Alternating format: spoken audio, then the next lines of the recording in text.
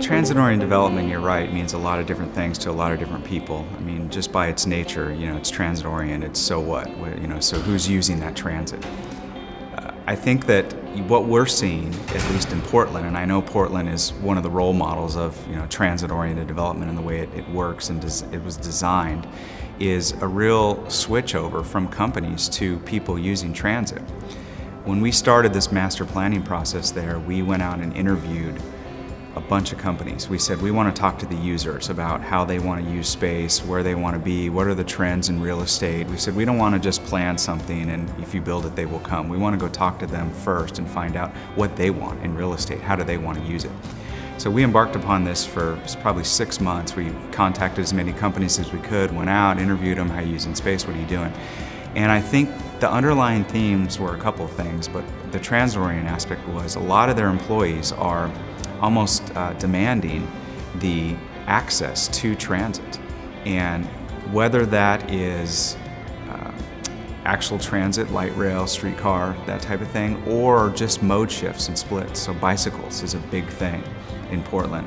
And I think that you'll see that in a lot of other cities that provide the facilities. That's a big thing there, is the business owners are saying you have to have showers, you have to have bike lockers, you have to make it convenient and easy for people to ride their bike. Same thing with the transit, you have to provide it to be convenient, you have to give incentive for people to ride it. And once you do that, they're seeing a lot of this mode shift, and it's also with it's a generational. So you'll talk to the companies and it'll be the older CEOs or the presidents or somebody that we talk to, and they'll say, our generation is still driving their cars in here, but all of our younger generations the mode split is really high for that. They're taking transit in, they're living close in downtown, they're walking here, they're biking, and they say they're demanding that more. And so we're having to make real estate decisions where before we might have said we're going to be here or there, it didn't matter, and now we're really looking to which locations are next to that transit that can serve this younger generation. And the CEOs that get it say things. I remember talking to one, and this was a key line. He said, I want a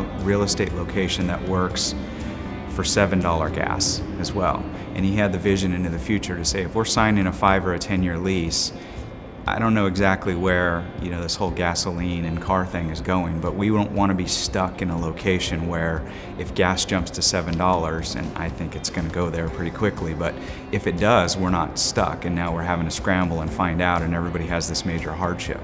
And I thought that was pretty prescient on his part, and I think that there's a lot of that going on. And if people reflect and understand how we're subsidizing the automobile, and how if some of that ever stops or gasoline continues to go in higher directions, that's going to further enhance the economic formula that people are using to make these calculations. We have this blank piece of land, again, like I said, 33 acres, that is in downtown Portland, that is fortunate in that it's surrounded by an unbelievable amount of resources, both natural and man-made. So we're directly adjacent to a light rail that's going in right now. We're also adjacent to a streetcar system, and we also have the benefit of having an aerial tram that takes people from a hospital that's up on the hill above us called the Oregon Health and Sciences University down to this old industrial warehouse area that has now been transformed into this waterfront area.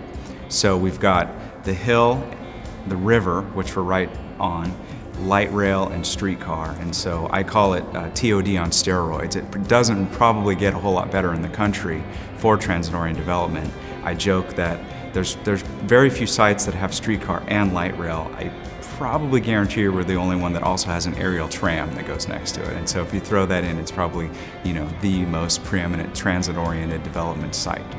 And so we're sort of the hole in the donut. Downtown is next to us. They've built out some properties directly to the south of us. We've got the hospital and the university up on the hill, which is the largest employer in the city, and a beautiful waterfront down in Portland that we can have access to and have people use. And so we are now planning the development of this property into what we hope will be one of the next great mixed-use urban development waterfront districts in the country. I think that transit-oriented development is expensive. That's no secret. Not only whenever you build taller, it costs more money. And whenever you have to build on or near the transit lines, that also costs more money and complications. And then the unfortunate thing that happens is it also means higher land costs, because what you'll see happen in almost every city is when a new light rail line or something else is announced, the landowners that are around those stations, if they didn't happen to be the municipality or somebody else that did it, all of a sudden it's a new pot of gold. And it's transit-oriented, the light rail station's coming in, so we're going to triple the land value. So now you're penciling higher construction costs, you're penciling more complicated and longer development because you've got to build over and around stations or whatever the case may be, and you've got to have a higher land cost. And so it's expensive, and that's difficult because you want to try to facilitate good development. You want to try to have people of all incomes and walks of life living there, and yet you have this expense that you have to cover to build it. And that becomes very, very difficult. And then you take into account the sort of the resistance of people for change, and that happens in the zoning levels. And so, well, I don't want that 7-story building right next to our town where we have single-family homes, and I still want to just be in my car and drive, and I don't want the traffic and all these other things. And again, I think that you got to break through all of those sort of social norms and the status quo, and everybody thinks about those things, and that can be difficult because not everybody thinks the same way, doesn't pay attention, and those are challenges, and that's part of the challenge of transit-oriented development. But on the whole, I think that that's the way that eventually we're going to have to live our lives. Again, not to harp on peak oil or something like that, but we have this finite resource, which is oil, that's powering almost everything we do. And if we don't switch off of that and change some of the ways that we do things in America and in the world, we're going to have a tough position 20, 30, 40 years from now. And one of the initiatives I was working on is I started a nonprofit that was the Los Angeles Streetcar Project. So we were trying to build a streetcar in downtown Los Angeles. And one of the presentations I would give a lot was on what I called building transit corridors. And the concept is, what I just explained in transit-oriented development is if you build right around the light rail station, wherever that happens, you have built tall and expensive, and so unless you have subsidies, it's more for a higher income class. But if you use things that are last mile circulators like streetcars to extend that area out from the light rail station, so think of going perpendicular to the light rail out maybe 1/4 or 1/2 mile or more each way with something like a streetcar or some other walk extender, now you're allowing development to spread, transit-oriented development to spread, and you're taking it from a really high expensive product and sort of wedding caking it out to an area. Now you can build, let's say, a 2-story townhome that is wood product, that isn't quite as expensive, or that somebody else might want to live in, a family, somebody like that. And what you're doing is you're allowing people to actually get rid of the automobile when you do that. Because if you just build a light rail station and you only have 200 or 300 or 400 units that are built around that light rail station, you just have a few hundred people, and then there's a huge parking structure, and everybody has to drive to the parking structure and then take the light rail in to work. You're not really solving the problem of getting rid of the automobile and getting rid of vehicle miles traveled.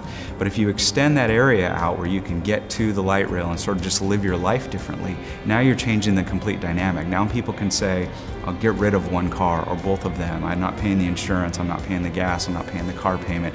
I can now use that extra discretionary income partially to pay for the more expensive real estate and partially to pay for different things in life. And then you're changing the real dynamic of how people live. We feel it's pretty important, and we're passionate about this organization, LOCUS, and being able to advocate for this type of development. If you want to do this type of development, from the cost and the complications, and it's very difficult to be a small developer and do transit-oriented development because it takes so much time.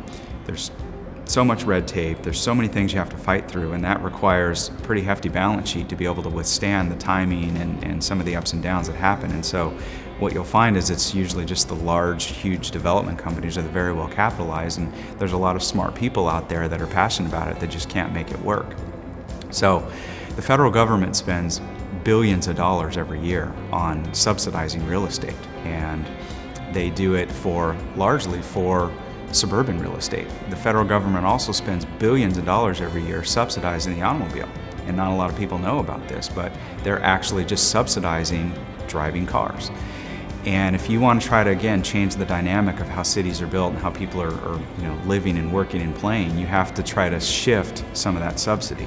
It doesn't seem fair that just because the rules were written a certain way, and it's very hard to change the rules, that we should continue to keep subsidizing one certain particular type of development when clearly people are desiring to live a different way. And it's not everywhere. It shouldn't be 100% the other way, but we should start to shift the way that that's done.